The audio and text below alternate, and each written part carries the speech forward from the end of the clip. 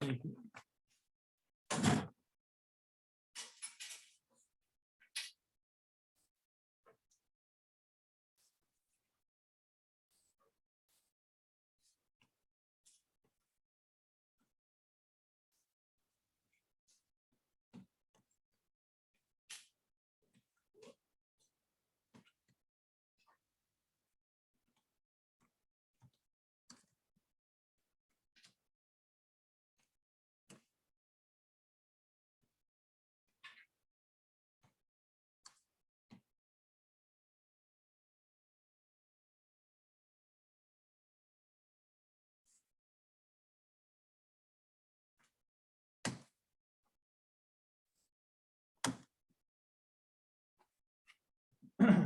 All right. Let's talk about Lagrange multipliers. Let's start by looking at the same problem we looked at last class through a different lens. So again, we're going to try to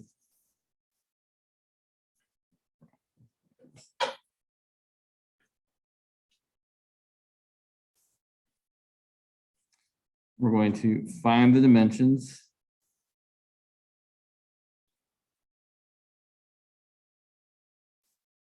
of the largest rectangular box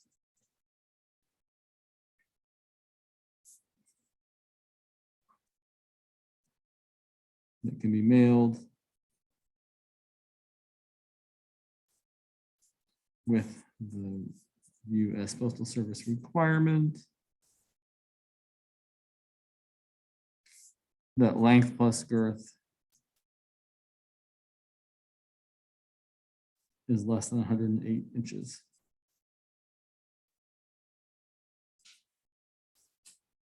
And just as a reminder, last time we got that if this is our box,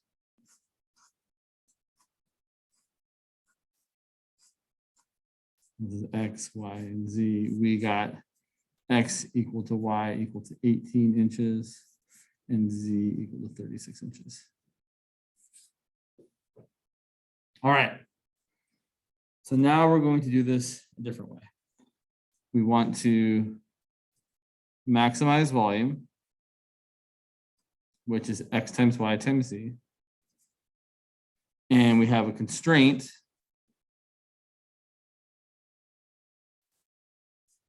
of 2x plus 2y plus z equal to 108.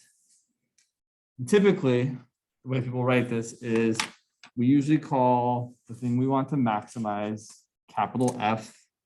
So we're going to call this capital F of x, y, z. And the constraint is capital G of x, y, z, or whatever your variables are. Notably, the constraint doesn't care about the constant, at least as far as this process is concerned. So some people subtract the constant over so it's equal to 0. Some people don't do that. You really only need the variables. Okay. So Lagrange's method, kind of big picture, says that the partial derivatives of f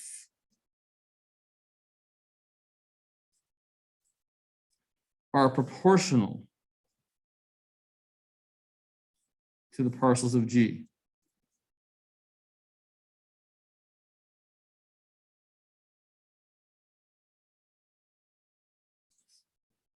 Seems a little weird, right? Like, why would that be true? The next, I feel like the next example will actually kind of show why this should be true. But for now, let's just use it to solve this problem. So what we're saying is essentially the partial of f with respect to x should be proportional to the partial of g with respect to x. The partial of f with respect to y should be proportional to the partial of g with respect to y. And the partial of f with respect to z should be proportional to the partial of g with respect to z. So people write, and people do this very different ways. Some people like to write this big function where it's f minus lambda g, and then you take the partial and set it equal to 0. That's the same thing. So you can either do this, or you can do this thing where you say you have f of x, y, z minus lambda times g of x, y, z. And then you take the partials of that and set it equal to 0. It's the same thing. I feel like it's a little more succinct when you say it this way, though. So the partial of f with respect to x is going to be y, z. And that's equal to lambda times gx, which is 2. Fy is xz. And it's equal to lambda times gy, which is also 2. And fz, which is xy, equals lambda times gz, which is 1. And then the whole idea, the way I always think about what we're doing is essentially what you want to do is you want to get x, y, and z all in terms of one variable. Meaning, if you can write z in terms of x and y in terms of x, then you can plug those into your constraint and solve for x. It doesn't have to be x, but essentially you want to write two of the other variables in terms of the third one. So then you get everything in terms of the third one and then plug it into this constraint. So what I'm going to do is I'm going to use the fact that, oh, well, 2 times lambda and 2 times lambda, both, right, these are the same. So I can use this to say that yz has to equal xz. And then if I divide both sides by z, I can say that y has to equal x. Great. Using these two, well, if I multiply this one by 2, I can say that xz has to equal 2xy. There's a lot of ways of doing this, right? I'm picking one way. A lot of people like to solve for lambda. I find that to be cumbersome sometimes. You don't have to solve for lambda. We could solve for lambda. I could solve for lambda here and plug it in there and then say xz equals 2 times xy. Oh, that's exactly what I'm doing. And then canceling an x here, I get z equal to 2y. Great. I have x in terms of y and z in terms of y. Now I can plug that into my constraint. So plugging those both into my constraint, I'm going to get 2 times x, which is y, plus 2y, plus z, which is 2y, equal to 108. Just to be clear, that's x. Sorry, that's 2x, apologies. And that's z there. So 6y equals 108, which means y is equal to 18. And then x is equal to y, so x is equal to 18. And then z is equal to 2y, so z is equal to 36. We get the same result. Now, the one kind of, I don't want to say downside, but the one thing about Lagrange multipliers that you don't get necessarily is this doesn't show it's a maximum. Right? We don't know that this is the maximum volume you can get. Maybe it's a minimum, maybe it's a saddle point. But typically, I mean, you could argue in some way that this is the maximum because you can't get a bigger value. We don't usually worry too much about that, to be honest. We kind of just use Lagrange multipliers like we want to, and things work out pretty fine.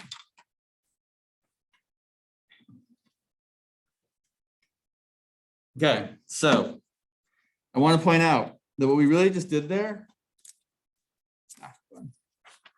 So when we setting those partials equal to multiples of the other partials, right? And it doesn't have to be the same multiple, right? Each, right? They're all the same lambda there. So setting all of these equal to all those, This is really the same as setting the gradient of f equal to lambda times the gradient of g. That's all we did.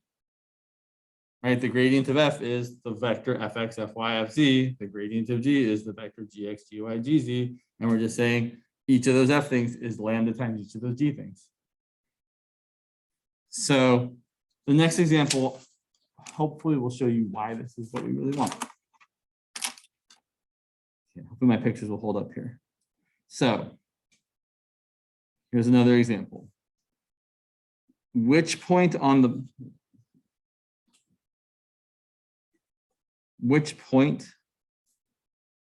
the plane 2x plus 3y plus z equal to 6 is closest to the origin?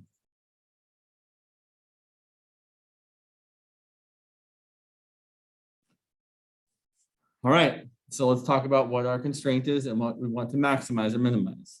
So let's draw a picture. Yeah, I can draw this picture decently well. So I'm actually going to rotate things a little bit. So I'm going to put my x-axis here and my y-axis going back. So my plane would have a z-intercept of 6, an x-intercept of 3, and a y-intercept of 2. Sure.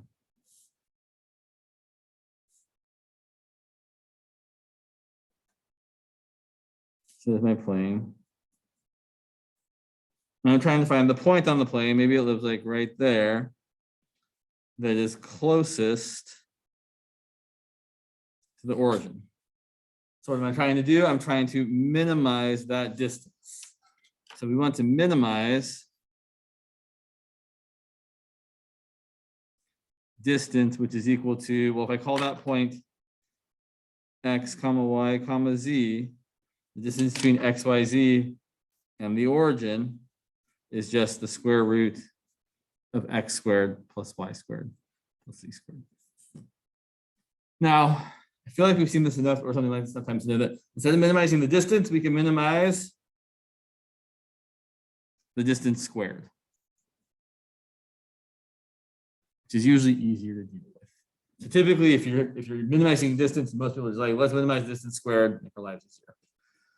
Okay, so that's going to be our capital F.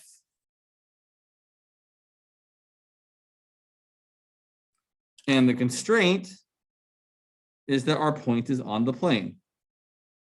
So our constraint is that 2x plus 3y plus z is equal to 6. And that 2x plus 3y plus z, that is our g of x, y, z. Okay. So the idea here, and this is where my picture, I can probably draw this picture. So if we think about this, x squared plus y squared plus z squared equal to d squared is the equation of a sphere with a radius of d. So what we're going to do is we're going to think of both this function and this function as level curves or level surfaces. Remember a couple classes ago I talked about how like the gradient is perpendicular to the level whatever. It's either perpendicular to the level curve, or if you're thinking a function of 3 variables, to the level surface. I talked about like how we could stack those, oh my gosh, the saddles on top of each other and how the gradient would like shoot through them all perpendicularly. We're going to kind of use the same idea here in that we're going to think of each of these functions, g and f, as a level surface. So this is a level surface. Great, it's right there. This is also a level surface. All right, so this is a sphere with a radius of d. So let's say I drew a little sphere right here. No, that radius isn't big enough to touch my plane, right? I need to make this sphere bigger. So the idea is I'm going to make this sphere bigger and bigger until it just touches the plane in one point. And I've drawn my picture not excellently, so pretend like it's there. So I'm gonna make the sphere bigger and bigger and bigger until the sphere touches the plane in just this one point here. Okay, my sphere looks like crap. All right, sometimes it happens. So that point there, right, there's my sphere. And the idea is that, okay, when that sphere touches the plane, at that point, at that closest point, the gradient of the sphere and the gradient of the plane have to point in the same direction. So at that closest point, the gradient of f and the gradient of g point in the same direction. Or in other words, the gradient of f is proportional to the gradient of g. So that's why this works. That's why Lagrange multipliers work. Someone else, sorry. I thought I responded. Someone asked about having review sessions next week or drop-in. I won't be having review sessions, but I will be in drop-in. Tomorrow I'll be in drop-in from 10 to noon and from 2 to 3. And then next week I'll be in drop-in Monday, Tuesday, Wednesday, all from 10 to noon. And I also have individual appointments you can make as well as usual. So that is also an option. Hopefully that answers your question. They just left. All right. So continuing with this problem, our gradient of f, and I really do like to write it just as the gradient. I feel like it's easier than writing each partial derivative. So the gradient of f is, can you still see f? Yeah. Let's see, there's f. So the gradient of f is going to be pretty straightforward. It's going to be 2x, 2y, 2z, and it's going to equal lambda times the gradient of g, which is 2, 3, 1. All right. So let's see here. So I'm going to try and do this a slightly more normal way than I did it last time. So what do we have? We have 2x equal to 2 lambda, which gives us lambda equal to x. We have 2y equal to 3 lambda, which gives us lambda equal to 2/3 y. And we have 2z equal to lambda. So lambda equals 2z. And then you can basically set any two equal to each other. So setting these two equal to each other, we get x equal to 2/3 y. Setting these two equal to each other, we get 2z equal to 2/3 y. So if you already have a relationship between x and y, and this one has z and y, you want to solve them all for the one that shows up twice. Meaning I want x in terms of y and z in terms of y. It doesn't have to be y, but that's just the way this one worked out. So I'm going to get z equal to 1/3 y. And then we're going to plug those all back into our constraint. Our constraint, which was the plane equation. 2x plus 3y plus z equal to 6. So now I'm going to have 2 times 2/3 y plus 3 times y plus 1/3 y equal to 6. Let's see, 4/3 plus 1/3 is 5/3 plus 9/3 is 14/3. That seems gross. Make sure I'm doing that right. 4/3. Yeah, that seems right. It just seems kind of gnarly. Yeah, okay.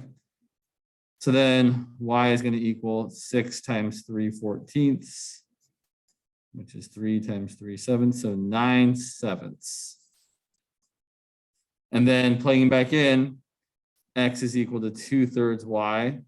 So 2/3 times 9/7 is going to be 6/7. And z is equal to 1/3 y. So 1/3 of 9/7 is 3/7.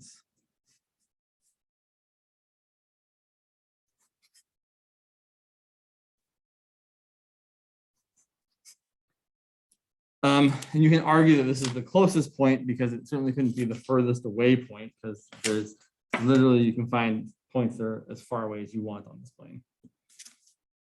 So our closest point is 6/7. Y was 9/7. Z was 3/7.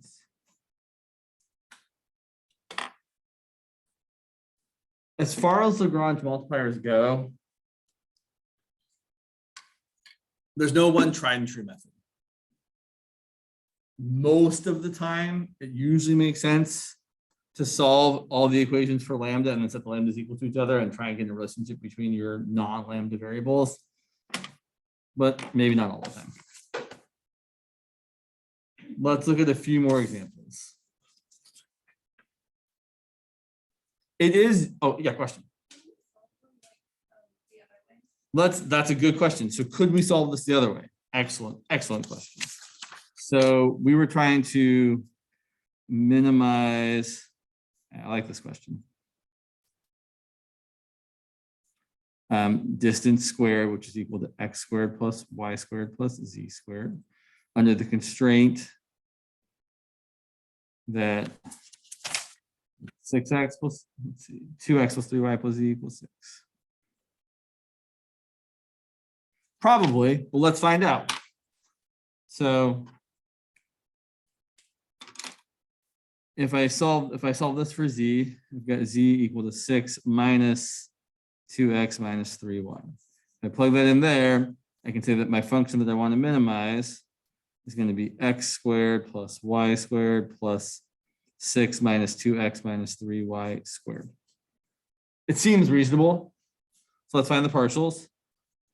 Fx is going to be 2x plus, I didn't multiply this out because I really didn't want to, and it's fine. I'm going to use the chain rule here.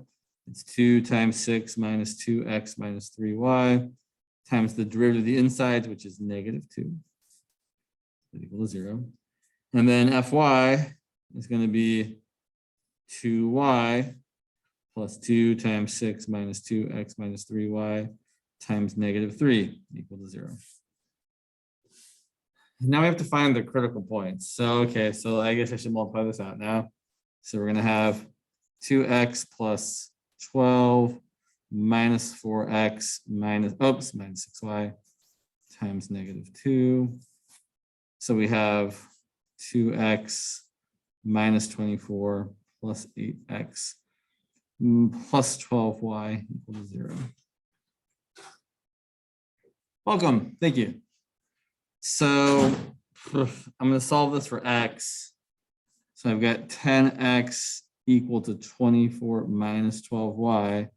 So x equals 24 minus 12y divided by 10. And I'm going to plug that into the other equation. It seems kind of gross. It's not, I mean, it's not like super gross, but it's a little gross. So plugging this in over here, I have 2y plus -6 times 6 minus 2 times 24 minus 12y over 10 minus 3y equal to 0. Blah. Okay, let's do the work. So I've got 2y plus -6 times 6 is -36. -6 times -2 is 12 times all this garbage. -6 times -3y is 18y. So putting the y's together, 18y plus 2y is 20y minus 36 plus, really was hoping I wasn't going to have to do this. So let's cancel a 2 here and a 2 here. So I have 24 minus 12y over 5. And then I would multiply everything by 5. So I'm going to have 100y minus 180 plus 24 minus 12y equal to 0. 100 minus 12 is 88. I'm feeling not confident this is going to turn out the same because I probably made an arithmetic error somewhere. -180 plus 24 is -156. So I'm getting y equal to 156 over 88. And before, what did we get?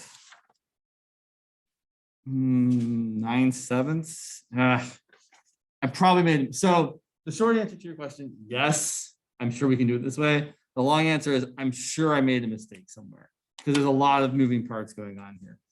If we look back, so let's look back and see, let's make sure I've written down the same function. 2x plus 3y plus z equals 6, sure. Plug it in there. It's never fun, we have to check. Okay, let's go ahead and check.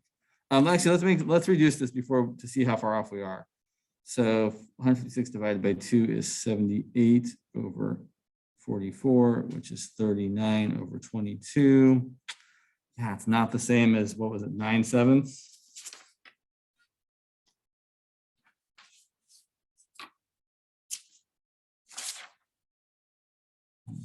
One sec. Oh, yeah, I'm looking at the different one. Sorry. Yeah, 9/7. Okay, let's go back and check the work. So I take the partial respect to x, it's 2x plus 2 times this stuff to the first times -2. Okay, that seems right. And then I multiply it out. I got 2x plus 12 minus 4x minus 6y times -2. So that's going to be -24 plus 8x plus 12y. That all seems right. 2x plus 8x is 10x equal to 24 minus 12y divided by 10. This was, I could simplify this a little bit. It's going to be 12 minus 6y over 5. And then we plug that in to the other equation for x, which seems really gross. 2y plus 2 times -3 is -6. Let's see, we took the derivative of that one, right? 2x plus 2 times your stuff times the derivative. Yeah, that's right. Okay. So then we plug it in here. We get 6 minus 2 times that thing. 3y. 2y minus 36 plus 12 times that. And then I don't see the error. That doesn't mean there isn't one. It just means I don't see it. Yeah. Now I'm gonna have to go work it out, man. Yeah. Uh-huh.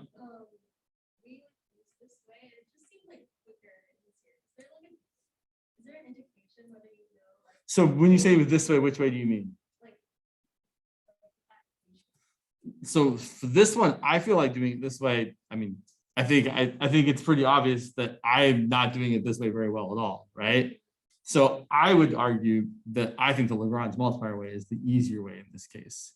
That doesn't mean you. So the larger answer is usually either way is, well, that's not entirely true.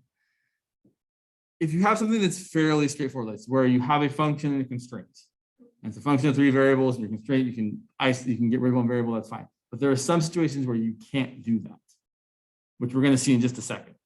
So this one should be doable this way. I feel like I need to stop looking at it because it's just going to drive me crazy. So there should be a way of doing this. I'm clearly just making an error somewhere in here that I can't see. But let's look at another example to see where you might have to use Lagrange multipliers. So let's look at this example. Find the point on the line of intersection of the two planes y plus 2z equal to 12 and x plus y equal to 6. That is closest to the origin. So once again, we're trying to minimize distance. So we're trying to minimize, well, let's make our lives easier. We want to minimize distance squared to the origin, which is x squared plus y squared plus z squared. And we could, I mean, you could try doing, I feel like it'd be real dicey to just plug both these in. Maybe that would work. Probably wouldn't though. The thing is, we have to have both of these things be true at the same time. So plugging both of those in, I don't think guarantees that. Now I'm curious to see what happens to people. We're going to go the Lagrange multiplier way first, and then we'll come back. So we have two constraints.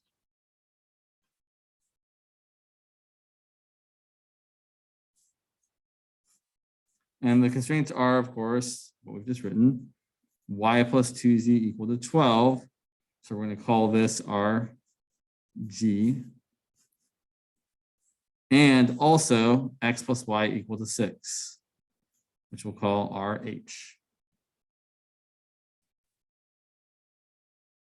So now what we're going to do is we're going to say that our gradient of f needs to be proportional to, well, it needs to equal lambda times the gradient of g plus a different variable mu times the gradient of h. So when you have more than one constraint, they just get kind of added into the equation. So gradient of f,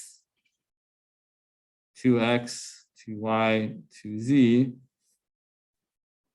lambda times the gradient of g is 0, 1, 2. The gradient of h is 1, 1, 0.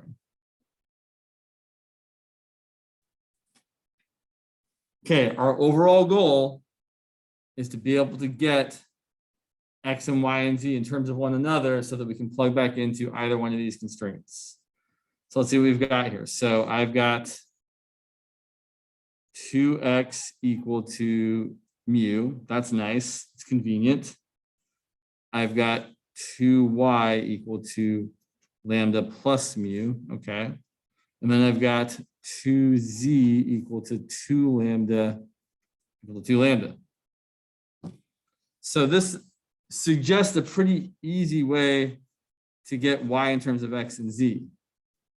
I can plug in mu equal to 2x here and z equal to lambda here, or lambda equal to, I should say, I should plug in lambda equal to z and mu equal to 2x and get 2y equal to lambda, which is z, plus mu, which is 2x.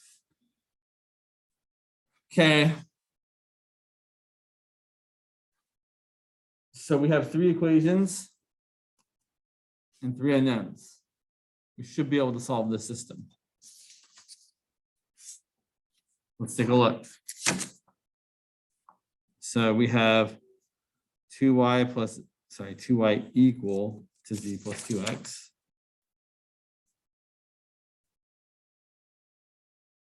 We have y plus 2z equal to 12, and we have x plus y equal to 6.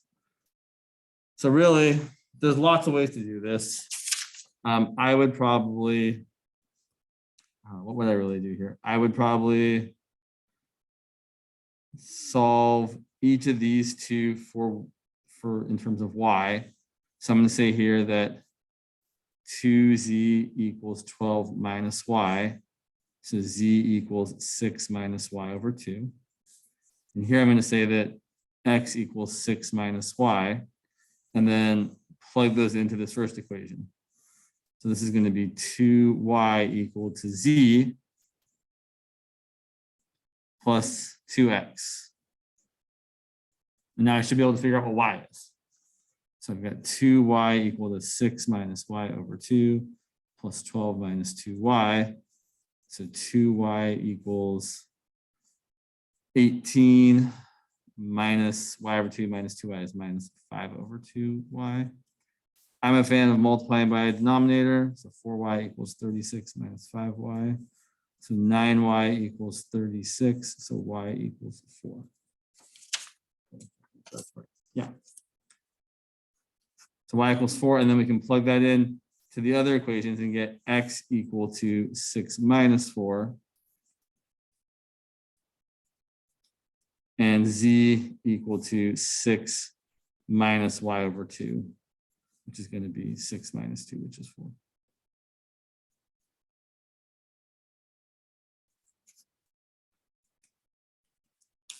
I can't say for certain. Well, I mean, we can actually say. So we could ask the question, would it have worked? Could we just plug in those constraints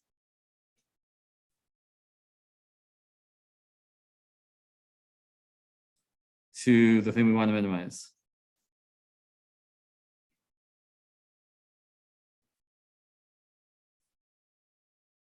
Let's find out. So here's those constraints again. Well, already it seems like the answer is going to be no. And here's kind of why. Well, maybe, I don't know. I feel like no, but let's try anyway. So I'm going to say y equals 6 minus x. So I have d squared equal to x squared No, I don't want to do it that way. I want to say x equals 6 minus y. Sorry. So 6 minus y squared. And then y squared is y squared. And then z is going to be 12 minus y over 2. So 6 minus y over 2.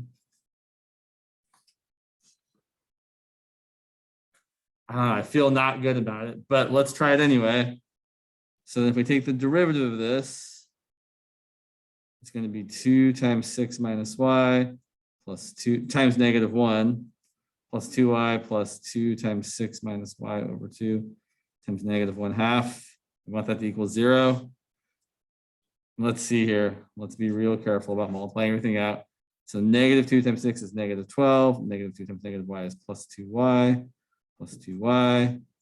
That's a 2 times -1/2 is -1. So I've got a -1 times 6 and a -1 times -y over 2. Multiplying everything by 2 just to make it easy. -24 plus 4y plus 4y minus 12 plus y equals 0. So I've got, oh, okay, 9y minus 36 equals 0. So it seems like this works as well. Often there are lots of ways of doing things. Yeah, interesting.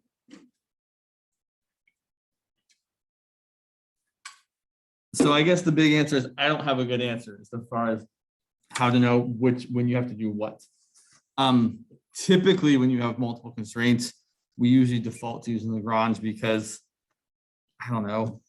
I really don't know. Like I want to say because it feels easier, but you might disagree and you wouldn't be wrong to disagree. So a lot of the times on exams, people will say use Lagrange to do this or use the other method to do it. So that's probably what you're stuck with.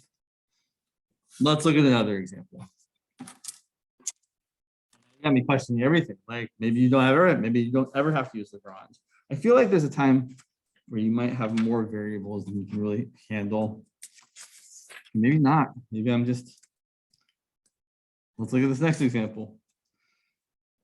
So actually, let's go back and look at this previous example I skipped. So we have the temperature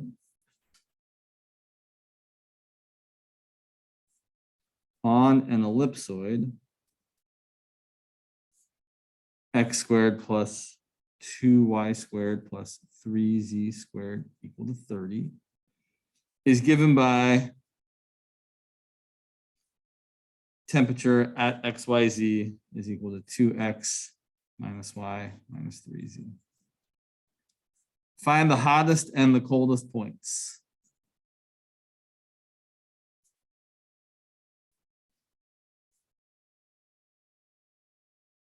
On the ellipsoid. So we were trying to maximize or minimize. We're trying to find the extrema of the function t. So we want the extrema of the function t equal to 2x minus y minus 3z. So we're trying to maximize and minimize this. And our constraint is that we are on the ellipsoid. The constraint is that x squared plus 2y squared plus 3z squared equals 30. So we're thinking of, this is our g, and I guess we can just call this t. So doing it the Lagrange way, we want the gradient of the thing we're trying to maximize or minimize equal to a multiple of the gradient of the constraint. Technically, with the lambda on either side, right? It doesn't matter which one's a multiple of which, if they're multiples of each other. We usually make lambda a multiple of the constraint just because it's standard practice. I will point out here, you could, so just like before, you probably could solve for x, y, or z and plug it into the other thing. It will get really ugly in that case, right? Solving for x here means taking a square root and plugging that over here means it's probably not going to be super nice. So while you could still probably do it the other way, this might actually be an example of where it's really definitively better to use Lagrange multipliers because the derivatives are less ugly. So let's see, gradient of t is going to be 2, -1, -3. And the gradient of g is going to be 2x, 4y, 6z. So we do the usual thing. We say that lambda times 2x equals 2. So usually we solve for lambda, not for x, James. So lambda equals 2 divided by 2x, which is 1 over x. And we also have lambda times 4y equals -1. So lambda equals -1 over 4y. And lambda times 6z equals -3. So lambda equals -3 over 6z, which is -1 over 2z. And then you can set any of these equal to each other. Typically, I always do it with these two and these two just because they're next to each other, but we could pick any two pairs. So we could do like these two. So 1 over x equals -1 over 4y gives us that x equals -4y, or -x equals +4y, either way. And setting the first one and the third one equal to each other, 1 over x equal to -1 over 2z gives us that x equals -2z. All right, so let me ask you all. I have x and y related and x and z related. So I'm going to try and plug everything back into the constraint. Am I going to try and get everything to be in terms of x or y or z? What's the only variable that's showing up more than once? X. So I'm going to try and get everything in terms of x, which means I have to solve each of these four so that I have functions of x. So here I'm going to write y equals -1/4 x. And here I'm going to write z equals -1/2 x. So I'm going to plug in those into my constraint and get x squared plus 2 times -1/4 x squared plus 3 times -1/2 x squared equal to 30. Multiplying this out, I get x squared plus 1/4 squared is 1/16 times 2 is 1/8 x squared. 1/2 squared is 1/4, so I get plus 3/4 x squared equals 30. 1 plus 1/8 plus 3/4 is going to be 8/8, 9/8 plus 6/8 is 15/8 x squared equal to 30. So x squared equals 30 times 8 over 15, which is 16. So x is equal to either plus or minus 4. Okay. So then we should find the other two coordinates.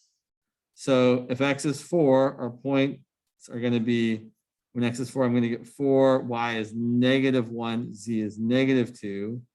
When x is -4, y is +1, and z is +2. And so when I plug those into my temperature,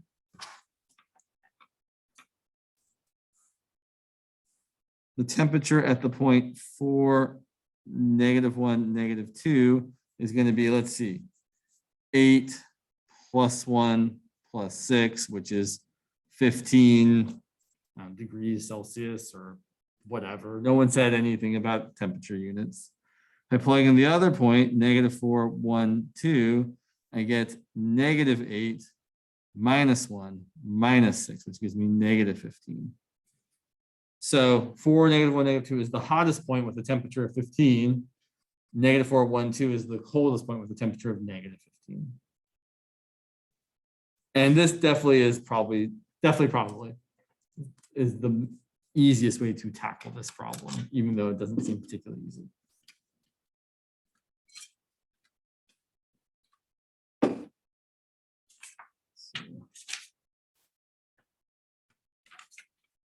So let's look at one more. And then I have to go work on that problem. So let's look at this one. We're going to use, maybe I'll have you guys do this one. Use Lagrange to find the extrema. So maxima and minima of this function, f of xy equal to 3x squared plus y on this constraint, x squared plus y squared equal to 1.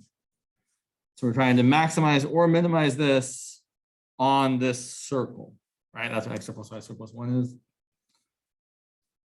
Okay, so let's do the usual.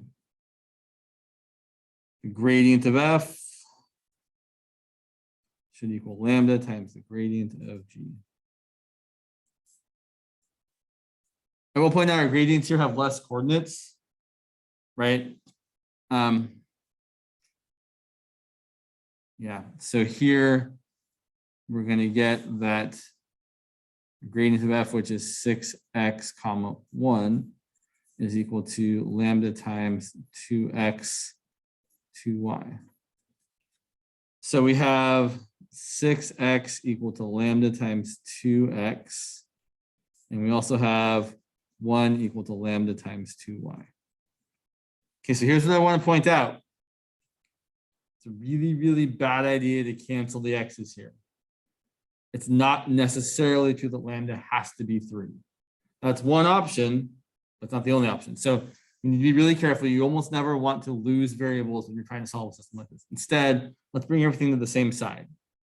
So 6x minus 2x times lambda equals 0. I can factor out a 2x. I'm left with a 3 minus lambda. So I get actually two different possibilities. I get either x equal to 0, okay, or lambda equal to 3, also okay. So if x equals 0, we can use the constraint to find y. So if x equals 0, we're going to get y equal to plus or minus 1, right? Because x squared plus y squared equals 1. So we have two critical points. We have 0, 1, and 0, negative 1. On the other hand, if lambda equals 3, well, then we can solve for y that way. So if lambda equals 3, then we're just going to plug that in and say 1 equals 3 times 2y, which means y is going to have to equal 1/6. Well, if y equals 1/6, then we can plug that into the constraint to find x. So now using the constraint, we get that x squared plus 1/6 squared equals 1. So then x squared equals 1 minus 1/36, which is 35/36. So x equals plus or minus the square root of 35/6. So we also have the points positive root 35/6 comma 1/6 and negative root 35/6 comma 1/6. So what's what? Well, to find out what's the maximum and what's the minimum, we were going to plug them into the original function. So let's see. F of 0, 1 is going to be 0 plus 1, which is 1. F of 0, negative 1 is going to be 0 plus negative 1, which is negative 1. All right, it's a little grosser to plug this in. F of the square root of 35/6 comma 1/6 is going to be 3 times that number squared, so 3 times 35/36 plus y, which is 1/6. Okay, that's 35/12 plus 2/12, that's 37/12, I think. Right? Factor there, 12, yeah. Gross. And if we plug in that, now I will point out, I'm not going to do the work to plug in the other one, because whether this first part is positive or negative, you're still going to get the same result because you're squaring it. So here's what I see. I have an absolute minimum at the point 0, negative 1 with a value of negative 1. I have an absolute maximum at the point plus or minus root 35/6 comma 1/6.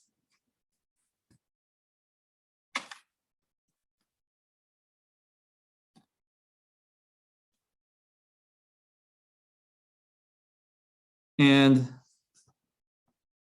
yeah, I don't think you could do this any other way. Because if you tried like solving this constraint for x squared and plugging it in over here, I think you would get some of the critical points, but not all of the critical points. Let's check and see. Just to satisfy our curiosity. So if we were trying to solve this maybe the more old school way and said, okay, well, x squared equals 1 minus y squared, and I plug that in over here, then I have f of essentially just y equal to 3 times 1 minus y squared plus y, which is negative 3y squared plus y plus 3. If I take the derivative of that, I get negative 6y plus 1 equal to 0, which gives me y equal to 1/6.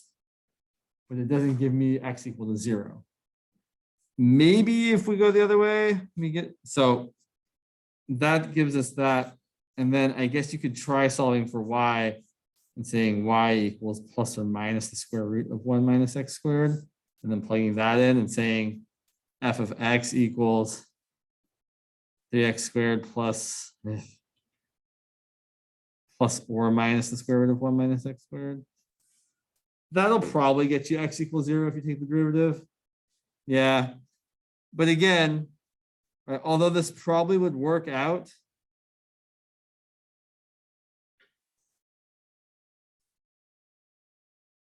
yeah, this will give you a critical value of x equals 0.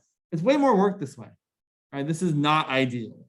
So while you can totally do this way and still eventually get there, Lagrange multipliers is just a more efficient way of doing it. But now your question is really stuck with me. I'm like, okay, well, it looks like you can probably do it either way, as long as you can make it work. Sometimes it's hard to make it actually work though. Do another one. Do that one. Let's see how much time we still have a fair amount of time. Let's look at another problem here.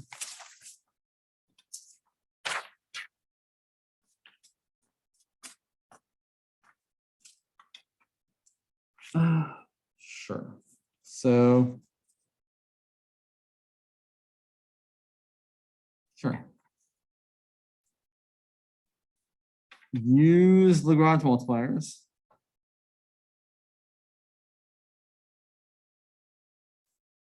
to find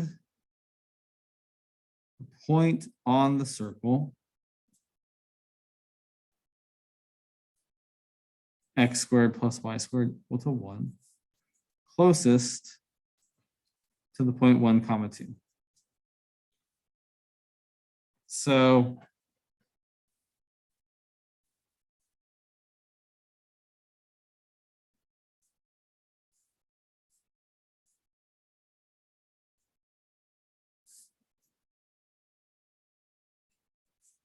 I want you all to set up the constraint and the thing you want to maximize or minimize. I'll even draw the point for you.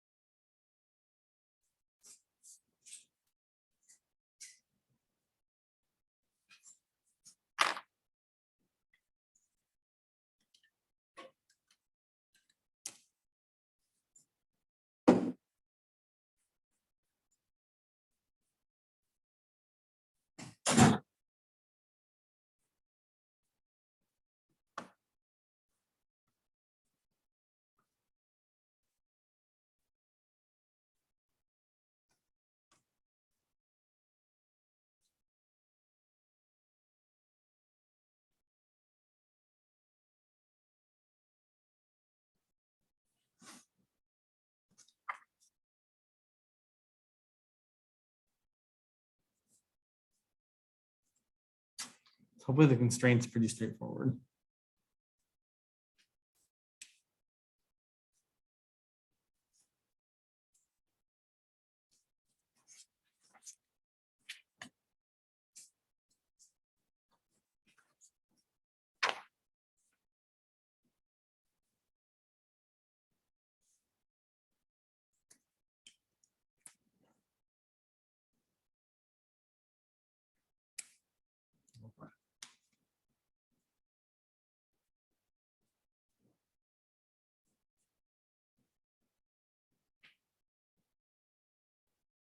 remind you, instead of minimizing the distance, you can't minimize the distance squared. So you're totally right. We want to minimize the distance, which is just the square root of, it doesn't matter which way you write it, but 1 minus x squared plus 2 minus y squared. But instead of doing that, we can alternatively minimize the distance squared, which is usually just easier to deal with. Okay, so there's my f. So then gradient of f equals lambda times gradient of g. All right, this is going to be a little, we got to do a little work here. So let's see. The gradient of f is going to be 2 times 1 minus x times -1. And then 2 times 2 minus y times -1. That's going to equal lambda times 2x, 2y. Interesting. So let's see what we've got here. So I've got -2 plus x equal to lambda times 2x. And I've got, well, let's just solve for lambda here. So lambda is equal to -2 plus x divided by 2x. And then similarly here, I have -2 times 2 minus y equal to lambda times 2y. So I end up getting lambda equal to -2 times 2 minus y over 2y. Then we're going to set this equal to each other. That seems dicey, doesn't it? I mean, it might work just fine, but it seems a little out there. It seems really out there. But we can make it a little bit less terrible looking if we know some things. So if I simplify this a little bit, -2 over 2x is -1 over x, and x over 2x is just 1/2. Similarly here, I can cancel a 2, and I end up getting, that should be a y, not a lambda there. Sorry about that. -2 over y, and negative y over y is just +1. So that looks maybe a little less terrible. So if I set those equal to each other, I have -1 over x plus 1/2 equal to -2 over y plus 1. And I could probably make this less terrible if sure. I'm going to bring the y over to the left, so I have 2 over y minus 1 over x equal to 1/2. And then, sure, 2 over y equal to 1/2 plus 1 over x. Yeah, this never feels good. And then you can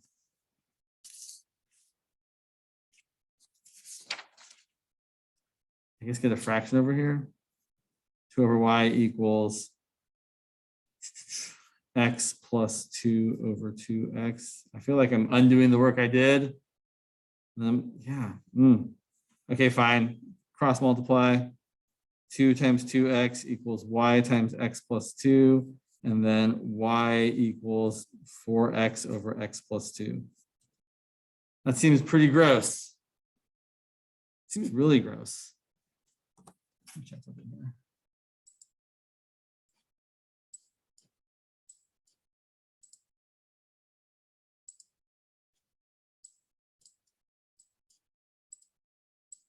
Sorry, 1 sec. Let's see if I can.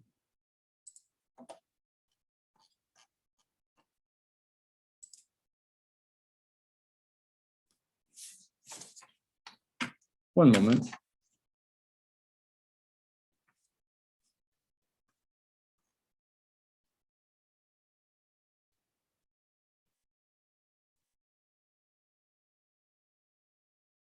Oh, I psyched myself out.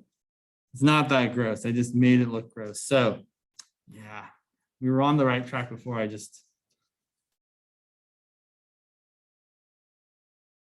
it looked so different. Oh, sure. That's why. Okay.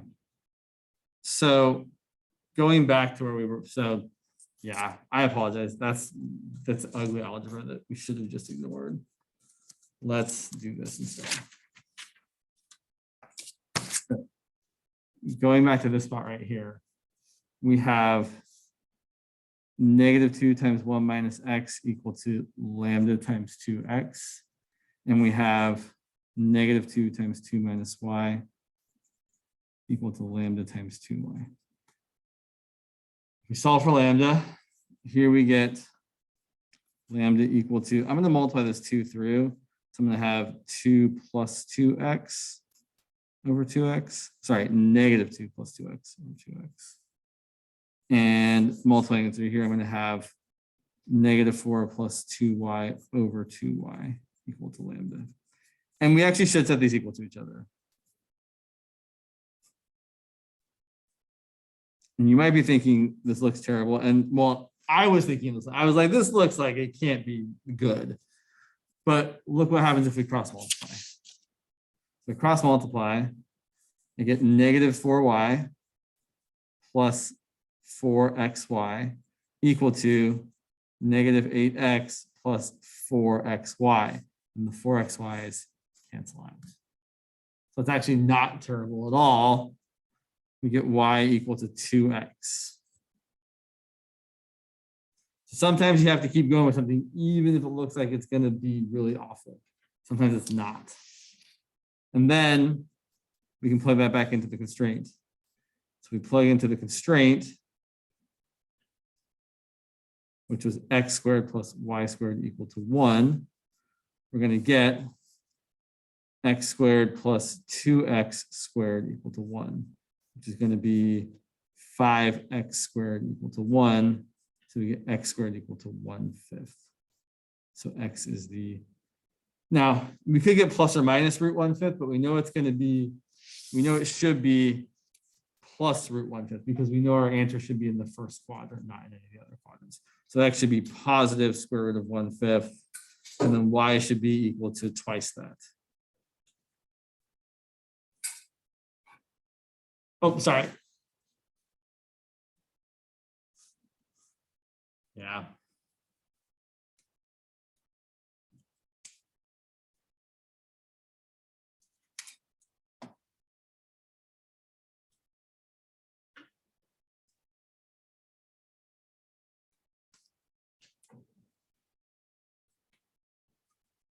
Could do one more, but I think I'd rather give you back your time.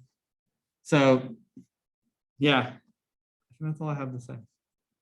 Unless you really want me to do, I could do another Lagrange problem, but we don't have to. We don't. But I'm really happy to. So those are like, yes, more Lagrange. I'll do it. You guys also look like you might just want to break.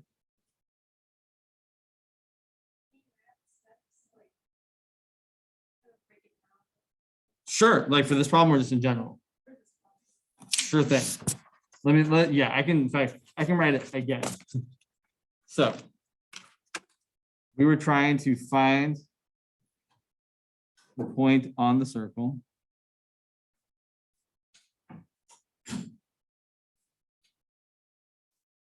closest to the point 1, 2. So I do the circle just to make it. Here's the point 1, 2 out here. So we're trying to minimize the distance between those 2 points. This point we don't know. And so if I minimize the distance I can write as the square root of, I'm actually going to do the subtraction the opposite way. Usually I would do x minus 1 squared plus y minus 2 squared.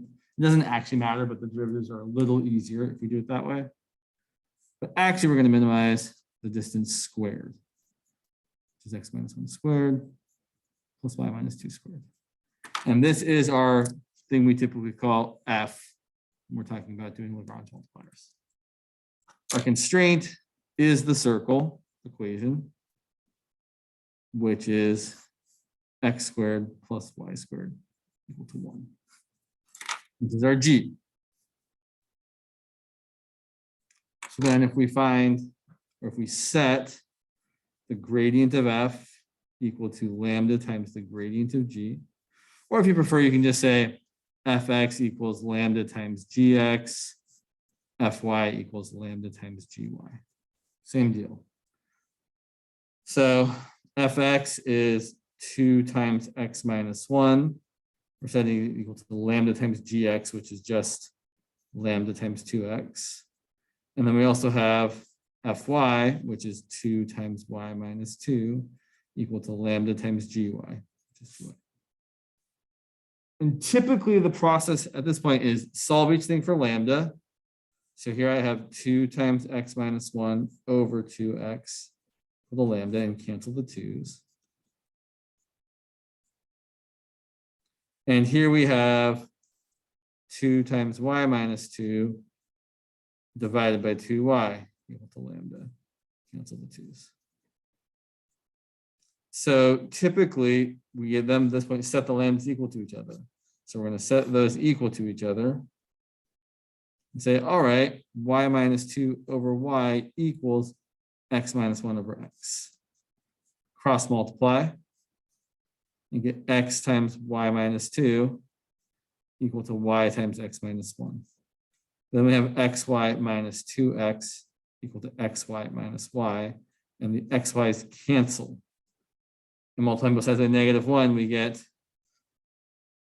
2x equal to y. And then we plug that into the constraint.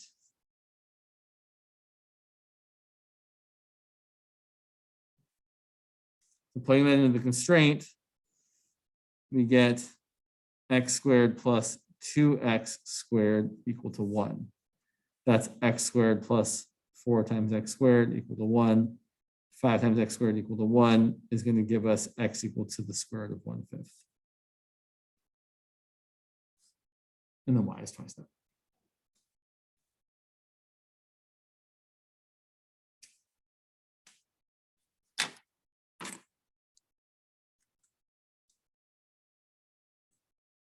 Yeah.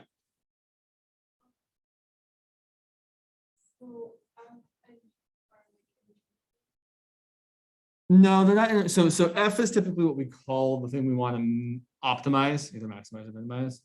G is typically the thing we call the constraint. But yet, I mean, you could give them different names. That would be fine.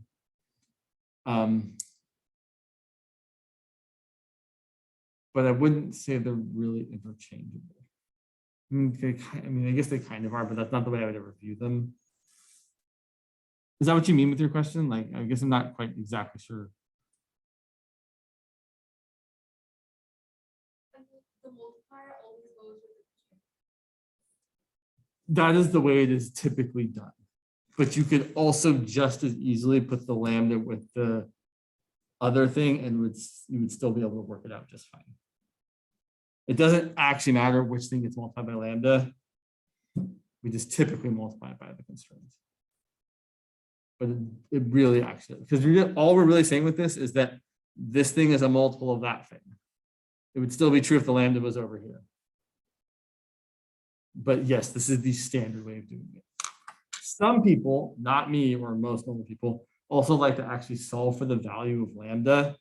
It is completely unnecessary. You could, right? You could totally find lambda here, right? If we know x is equal to the square root of 1/5 and y is equal to 2 times the square root of 1/5, you could plug that back in and actually find lambda. There's no good reason to find lambda, but you could find it.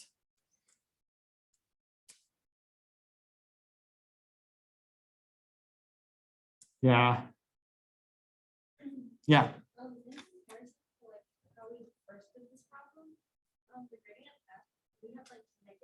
Right, because what I did differently the other time was that I wrote the distance squared, or the distance as the square root of 1 minus x squared plus 2 minus y squared. That's why there were negatives before.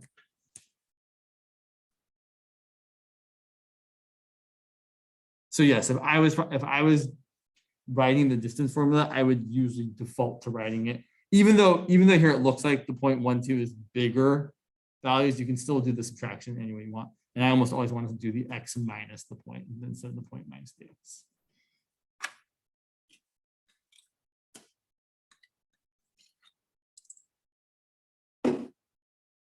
Other questions? You're asking good questions. Should we do one more?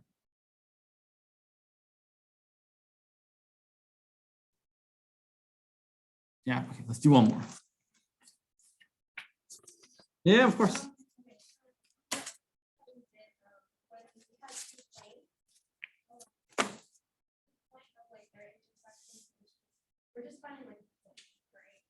Right, so you're talking about the one where we had the two constraints?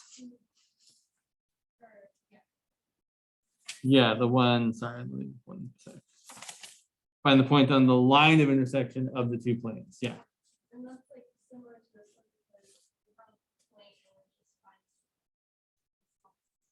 just find. Right, so here, I suppose I should point out, here the answer to this question is that the point is the point x is 1 over root 5 and y is 2 times 1 over root 5. That is our actual answer to the question. And now I'm looking back at the other one just to see, did I actually answer the question? Yeah, we did. We found papers are out of order here. Oh, yeah, there we go. Yeah, we found the point. Okay, cool. Let's look at one more. So again, finding more points. So we're going to find the point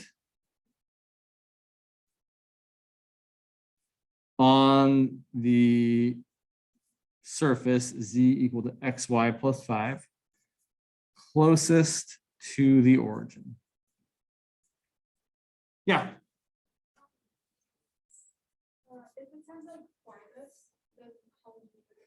Typically, so you would still do the same thing. Usually farthest isn't asked because oftentimes your surface, like, I suppose you could ask that question for some sorts of surfaces that were kind of constrained, but a lot of times your surface kind of just goes off in any direction you want.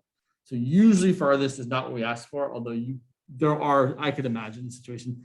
Like, I guess you could ask for, I guess actually back to that previous example just for 1 second.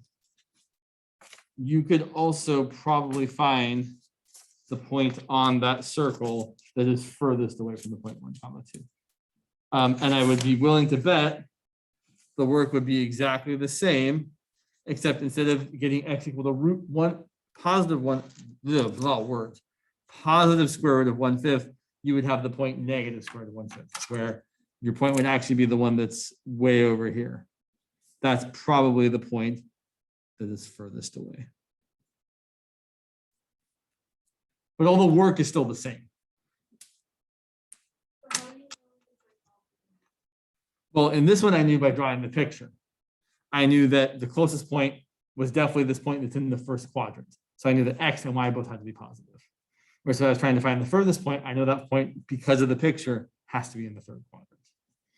But yeah, a lot of times it's just kind of using other information, not just from what the functions are. It's a very good question. I like that.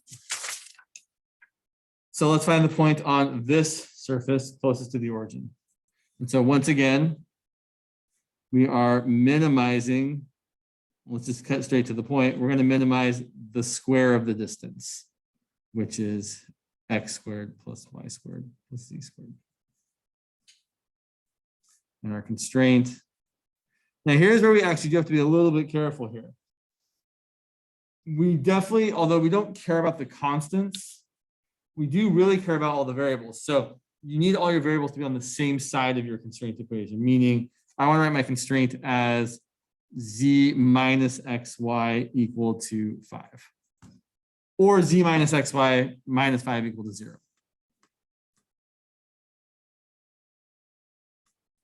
As long as I have all the variables on the same side, so that I can call this my g, or this, it doesn't actually matter which of those I choose, because they're both going to have the same partial derivatives.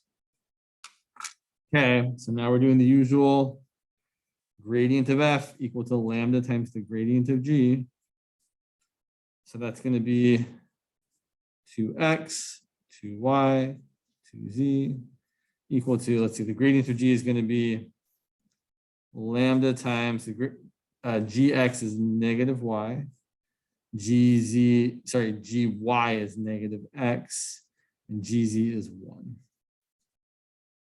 Okay, let's see what we've got here. We've got 2x equal to negative lambda y. So lambda is equal to negative 2x over y. We have 2y equal to negative lambda x. So lambda equals 2y over negative x. And then we also have lambda equal to 2z. All right, so putting these together, I've got negative 2x over y equal to 2y over x. Cross multiplying, I've got, it's negative, don't forget the negative sign here. I've got negative 2x squared equal to negative 2y squared. So we've got x squared equal to y squared. Now we have to be careful. That means x equals plus or minus y, or y equals plus or minus x, right? Either one of them can be positive or negative. So basically y equals x or y equals negative x. And then putting these two together, we have, see, 2y over negative x equals 2z. So I guess z equals y, negative y over x. And so they can use all that to get things in terms of one variable. So let's consider these cases.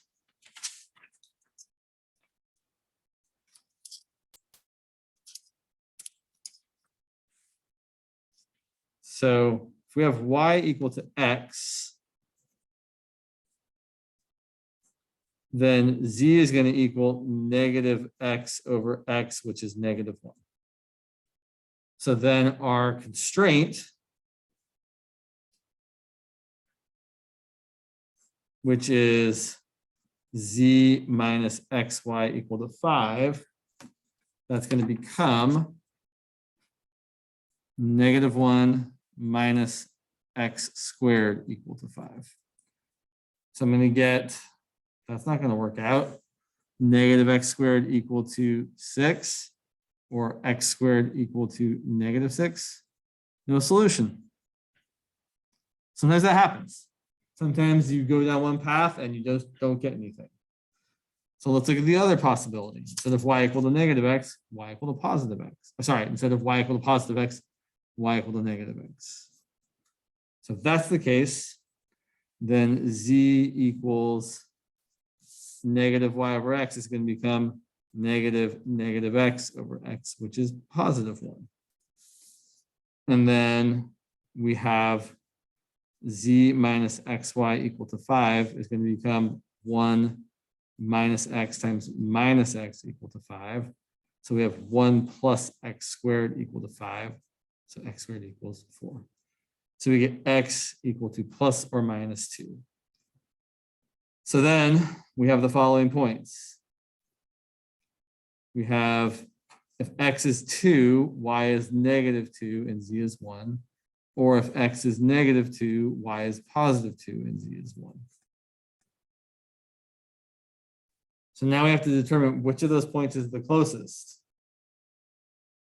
Well, let's find the distance. The distance squared is going to equal x squared plus y squared plus z squared. So the distance squared when we plug in 2, negative 2, 1 is 4 plus 4 plus 1, which is 9. And the distance squared when we plug in the other point is also 9.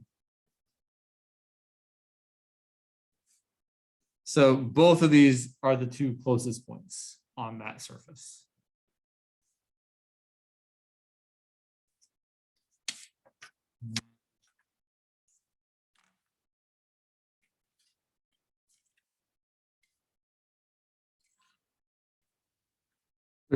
There's something actually kind of I glossed over because I knew it wasn't that important, but I should also point out here that for these equations, 0, 0 definitely satisfies this equation, right? That's a point, but it doesn't satisfy this equation. But this equation is kind of made up, right? 0, 0 is still totally a point, right? If I plug in 0 for x and 0 for y, I get z equal to 5. So another possible point is actually 0, 0, 5. Because x and y can certainly both be 0 and have the gradient of this equal to the gradient of that. Right? If x is 0 and y is 0, great. 0 equals 0, 0 equals 0, and lambda can be whatever it needs to be to equal to z. So we could also have this point. This point doesn't end up giving us a minimum though, because if you plug that in, the distance squared at 0, 0, 5 is 0 squared plus 0 squared plus 5 squared, which is 25. So it's not the closest point, but sometimes you have weird things like this where you've got like extra things you have to consider. So just wanted to not say that. All right, this is 3 o'clock. I should stop talking. When's your final? Thursday. Okay, so you got a while. So yes, I will be around in the drop-in room. You can also make an individual appointment with me via Calendly if you want to. But certainly, if you're looking for help, come find me. I'm happy to talk about it. I'm gonna go work on this problem now, the one that I couldn't get to work out the other way. Not really. I'm gonna do a drop-in and help people. But if no one's asking me for help, I'm gonna work on this problem. Bothering me, man. Oh yeah, it's that one. It's 2x plus 3x is 6. You're welcome, Melanie. You're welcome, yeah.